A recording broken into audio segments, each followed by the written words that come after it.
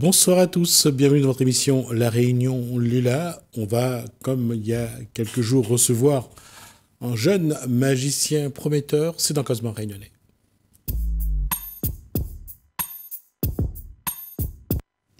Bonsoir Nadja. Bonsoir Gismi, tu vas bien? Alors, depuis la dernière fois, on a essayé d'évoluer un petit peu. Oui, voilà, en tout cas, merci beaucoup de m'avoir réinvité, ça fait très plaisir. Alors, on me dit souvent... Oui, vas-y. Allez-y. Oui, ok, je peux commencer. On me dit souvent, en fait, par rapport à mon dernier passage, si je pouvais faire apparaître de l'argent. J'ai dit que je fais de la magie, pas des miracles. Mais on peut quand même essayer un petit truc, un petit tour d'entrée, ça se fait avec un billet de 50. On va bien la caméra, c'est bon? Ça va très très vite. Allez. À 3, 1, 2. Et si on secoue comme ça, on a l'impression que le billet change en billet de 100 euros. D'accord. Vous voyez Et du coup, je vais garder en souvenir. Du coup, voilà. D'accord. Donc, si vous avez envie de faire la même chose chez vous, c'est possible. Il n'y a pas de danger. Donc, et bonne chance. Alors, on parle. La dernière fois, j'ai demandé à Nadja, c'est de la magie ou c'est de l'illusion? C'est les deux, magie, illusion. Après, comme je dis, hein, je le répète assez souvent, illusionniste, c'est plutôt plus honnête, on va dire. Parce qu'en vrai de vrai, on sait que la magie, ça n'existe pas au niveau technique. Mais je veux dire, la magie, c'est plus pour faire rêver les gens. Puis ça claque. J'allais dire, si vous avez regardé ces deux films, les Insaisissables. Insaisissable. Insaisissables, je Oui. crois. Il y a une capacité de... C'est de la magie moderne. Voilà. Voilà. De faire des tours, des illusions, c'est spectaculaire. On ne voit pas les ficelles, entre guillemets. Oui, c'est ça. Il y avait un autre film aussi, c'est Le Prestige. Je ne sais pas si Avec vous l'avez vu chez avec vous. Hugh Jackman. Je crois, oui. Avec Hugh Jackman, je crois. Oui, oui, oui. C'était plus un film, Et là aussi, on va dire, vintage. voilà, Voilà, là, il ancien. y a aussi deux magiciens, entre guillemets, se tirent la bourre et se rendent Oui, coup voilà. pour coup. Ouais. La concurrence. Mm. Voilà, mais non, la concurrence, c'est plutôt dans les films. Mais dans Insaisissable, l'acteur Mark Ruffalo, qui joue le rôle d'un policier, d'un soi-disant policier, et qui, pour ceux qui connaissent les Avengers, c'est lui qui est Hulk dans les Avengers. Donc là, on voit combien ils sont subtils, ils mettent vraiment de la manière, ils ont du talent pour qu'on ne voit pas, et ce qu'ils ne veulent pas qu'on voit d'ailleurs. Bah, c'est le travail. Et puis, bah, c'est ce que je suis en train de... ce que je fais, il faut que je travaille. Et puis, comme on dit, le travail paye. Et puis aussi, les films, bon, parfois, il y a des montages vidéo avec. Bien sûr. Il n'y a pas, si par exemple, la personne se téléporte d'un endroit à l'autre, il y a 95% de chances que ce soit un montage. Un trucage. Un trucage, voilà. C'est montage vidéo, bah, après, ça reste un film. C'est pas comme un spectacle en live. Je crois que pour cette génération-là, je ne sais pas, mais pour la génération des années 70, de tout ce qui est dans la magie, l'illusionnisme, Houdini reste un magicien, reste, je dirais, un artiste à part. Mais après, bon, bah, le succès, ça s'oublie. Mais je veux dire, il a toujours son petit succès. Il reste toujours dans les magiciens des... Et d'ailleurs, dans Insaisissable, ils font référence à Houdini, dans le film avec ses Le 1 ou le 2?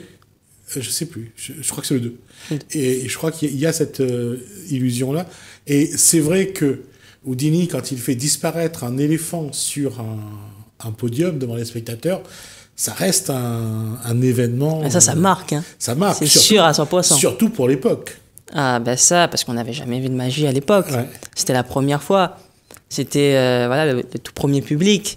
Et puis les gens ne savaient pas du tout. Du coup, en vrai, ils avaient peur. Parce que c'était la première fois qu'ils voyaient ça. Bon, je t'avoue, Gismi, je voulais faire aussi apparaître un éléphant. Mais bon, le plateau n'est pas assez grand. Du coup, bon, bah, vas-y. On va faire avec. On va faire On va avec. essayer de trouver un éléphanto si il y en a plus à la Réunion. Mais peut-être plus tard, je le ferai. Pas un éléphant, mais autre chose. Ou... Il y a une question aussi que je voulais poser à Nadja, c'est qu'est-ce que qu'est-ce qu'il faut chercher pour plaire au public? Le public demande toujours la grande émotion. Comment on sait que le tour qu'on va faire, ben, ça va amener l'émotion? C'est comme je te disais, après, en fait, ça dépend des tours et puis il faut voir aussi la demande du public. Si par exemple, je fais un petit tour simple de tour de cartes à un public et je vois qu'il n'est pas très réceptif, j'allais me tourner plus vers le mentalisme ou autre chose. Et le plus important, en fait, c'est surtout de faire participer le spectateur pour qu'il se sente vraiment dans le truc. Et puis ça marque aussi. Je veux dire, faire apparaître quelque chose dans la main du spectateur, ça va le marquer à vie. Et après, faut trouver son public. Il y en a qui aiment la magie de Las Vegas, scène, à gros budget. Il y en a la simplicité. Mais il faut tout essayer et puis voir les commentaires des spectateurs. À l'école primaire, à mon époque, il y avait un illusionniste qui passait pour faire des tours. Et ce jour-là, il a fait en sorte qu'un des élèves qu'il avait appelé sur le podium pond un œuf. C'était bien le tour, mais la personne, jusqu'à aujourd'hui, garde tous les sobriquets qu'on lui a donnés à l'époque. Il avait fait quoi? Il a fait pondre un œuf à un garçon. Ah ouais, quand même. Ah, bon, je fais pas ça, mais bon, bah, je sais pas c'était quoi, quelle drogue il avait pris ce jour-là, mais...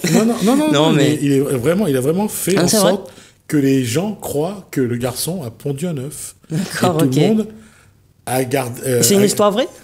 C'est une histoire vraie? Ah, bah, ouais. Puisque j'étais dans la course ce jour-là. D'accord, ok. Ouais, donc,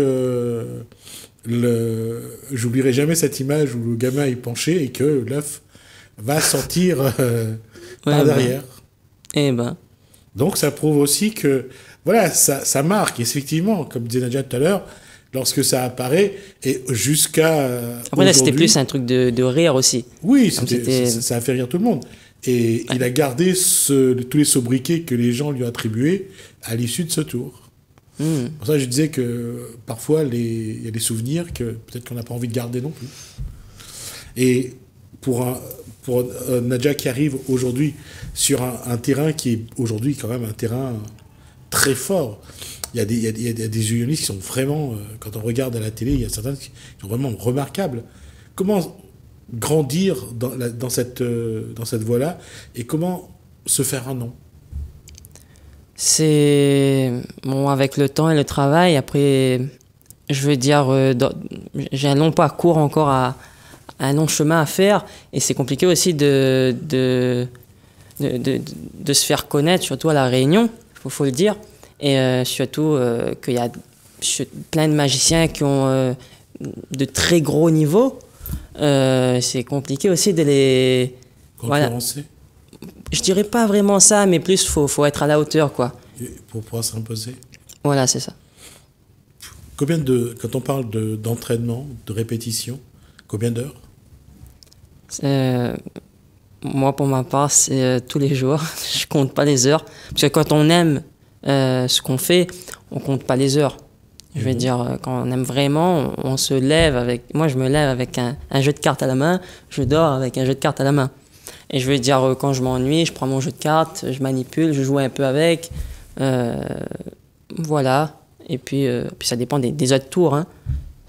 Par exemple, je dois faire un spectacle.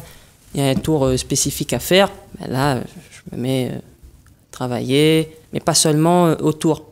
Pas seulement le niveau technique. Mais après, la magie, c'est un ensemble. Et comment vivre ça, justement, lorsqu'on est dans une famille, lorsqu'on a une petite amie, et comment faire en sorte que ce ne soit pas envahissant, que ça ne complique pas la communication avec la famille, avec la petite amie, avec les amis. Comment faire en sorte qu'à un moment donné, ça ne lasse pas? Tu fais dans ton coin et quand tu as fini, tu reviens. C'est tout. Après, c'est vrai, il ne faut pas mélanger professionnel et personnel. Parce que ça fait très vite saouler. Et moi, j'ai saoulé beaucoup de gens avec mes tours de magie, encore aujourd'hui. Mais après, voilà, moi, j'ai mon petit bureau à côté. Je rentre dans mon bureau, dans mon endroit de travail. Je fais mon truc. Quand j'ai fini, bon, bah... Nadja a quelqu'un qui le conseille, qui le guide un peu, qui lui donne quelques astuces, ou bien il va aller sur Internet, il va regarder, il va faire des manipulations pour trouver?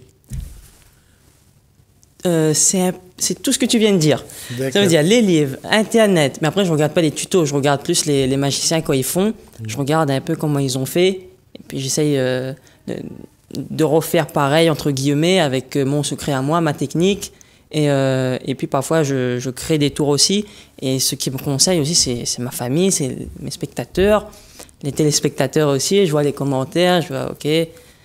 Voilà, je m'améliore, et puis voilà, mon papy, ma mamie, frères et sœurs, et puis papa, maman, et tout ce qui suit. Combien de temps il reste encore, de travail apparemment il reste encore à faire pour justement atteindre le niveau que Nadja a envie d'atteindre? Ça sera jamais fini. Ça sera jamais fini? Ça sera jamais fini, en vrai de vrai. Hein. Ça veut dire que même si j'ai atteint un bon niveau, level 50, j'aurai toujours un truc à apprendre. C'est comme dans tout, sinon si on connaît tout de suite, qu'on n'a plus rien à apprendre, ça m'étonnerait que ça existe.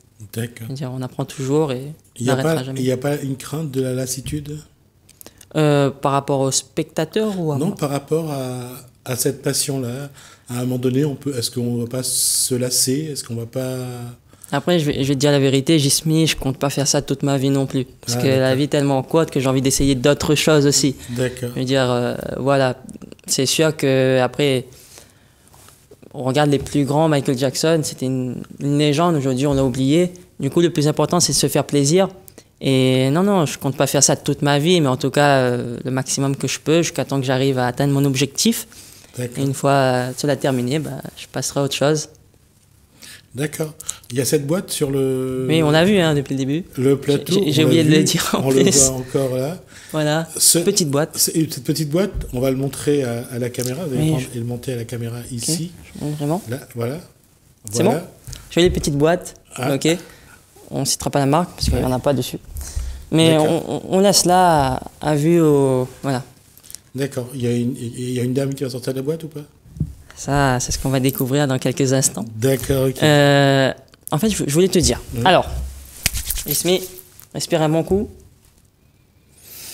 Vas-y, souffle. Super. La dernière fois, je suis parti en vacances sur un bateau. Ismi, tu vas imaginer que tu es sur ce bateau. Okay, c'est bon? Oui. Tout d'un coup, le bateau, il coule. D'accord. Là, c'est toi le capitaine. Tu décides de sauver qui en premier? Moi. Les hommes ou les femmes? Moi. Toi? Ouais, le premier que je dois sauver, c'est moi. Mais comment tu vas faire pour sauver les autres? T'es le capitaine quand même. Si je me sauve et moi... tous les gens te regardent, attention, dis pas n'importe quoi. Oui, mais si je me sauve moi, je pourrais sauver les autres. Si je veux sauver les autres, voilà, c'est une question logique. Okay. Mais est-ce que je sauve d'abord les femmes? Oui, bien sûr, ça sera les femmes en premier. Oh, d'accord, ok, il n'y a pas de souci.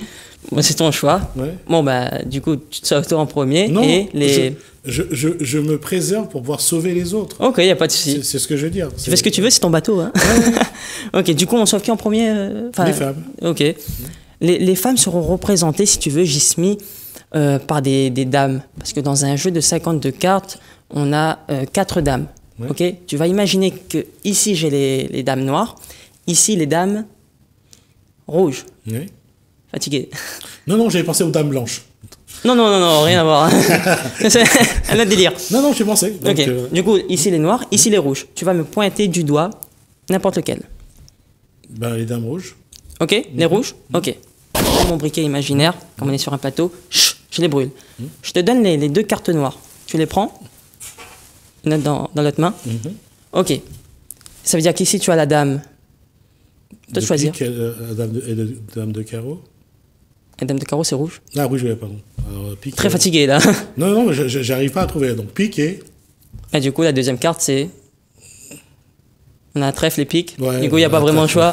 Ouais. Ok. Je vais compter à 3. Et à 3, tu vas avancer une main, donc me donner une carte. 1, 2, 3. Là, tu me donnes quelle carte? Pique. Pique. Ok. Je prends mon briquet de tout à l'heure imaginaire. Je le brûle. Là, tu as gardé la dame de... Trèfle. Trèfle.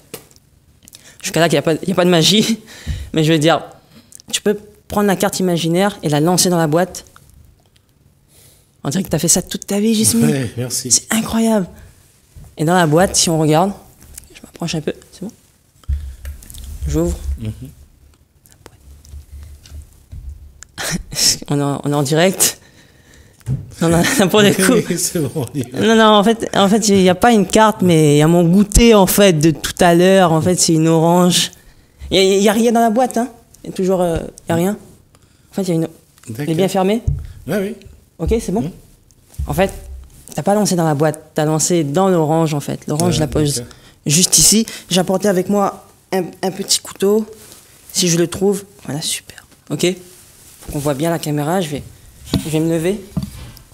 Ok. Et si on regarde ici, on peut faire un gros plan. J'ouvre l'orange, comme ça, tout doucement. J'en fous un peu partout, je suis désolé, Jismi. Hein. Complètement désolé. Les gens qui nettoient le studio. Ok. Et si on regarde ici, à l'intérieur, on a une carte. Ok. Ouais, On voit bien. Je te laisse la prendre. Même si c'est pas la bonne, c'est fort. Hein.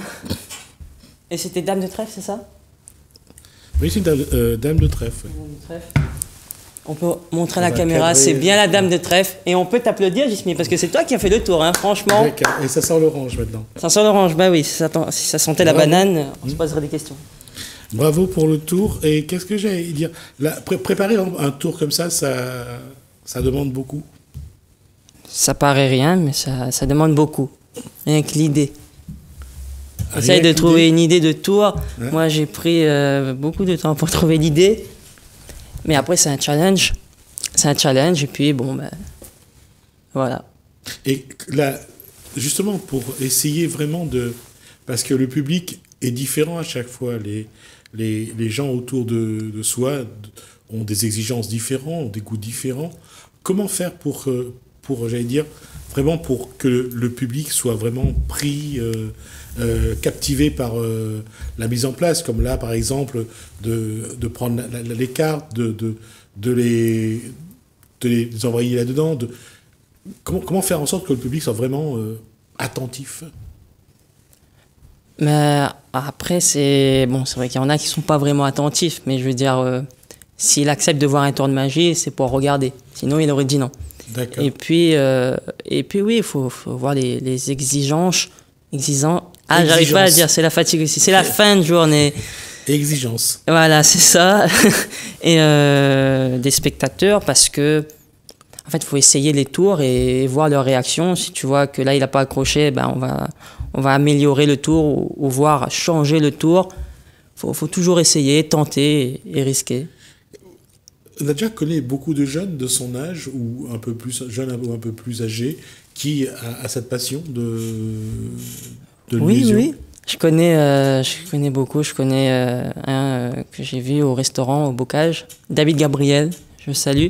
Je sais pas si tu connais. Non, là, je vois pas qui c'est. Non, David Gabriel, voilà, il s'habille en vert. Et voilà, il m'a donné de super conseils. C'est un très bon ami. Et puis, bon, de mon âge, peut-être pas. Mais voilà. Après, j'ai eu l'occasion aussi de rencontrer Victor Vincent au théâtre de la Tour Eiffel. C'était un super spectacle parce qu'on est parti voir son spectacle. Pereira Far aussi à Barcelone. Tu connais ou pas? Non. Ouais. Ok, tu connais personne. je rigole. Non, c'est vrai. L'illusion, c'est pas mon domaine de prédilection. Non, je te taquine. Ouais. Non, mais voilà, Pereira Far. Et puis voilà, déjà, je trouve que c'est pas mal, déjà. Non, c'est pour voir si autour de ça, on a des relations, on a des. Oui, on a des relations. Par exemple, moi, je veux voir un tour. Si je suis pas sûr, je demande conseil. Je me dis, est-ce que ce tour-là, parce que après il y a différents tours où ça passe à la télé, ça passe pas à la télé. Parce qu'à la télé, on sait pas où c'est filmé. Il y a des tours où ça passe plus en street magie, la magie de rue. Et puis tout à l'heure, on avait parlé de films.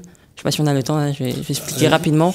Je suis parti voir le théâtre de magie, ça s'appelle, c'est ça, le musée de la magie, avec des posters d'Harry Houdini et tout.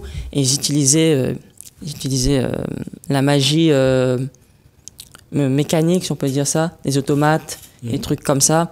Et dans le film Le Prestige, il montrait aussi qu'avant les premiers magiciens,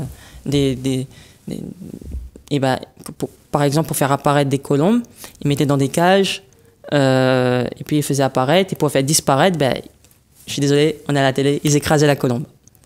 Et voilà, ils écrasaient la colombe, ils faisaient apparaître une autre colombe qui disait que c'était la même, alors qu'ils avaient déjà bien amoché l'autre, quoi. Ouais.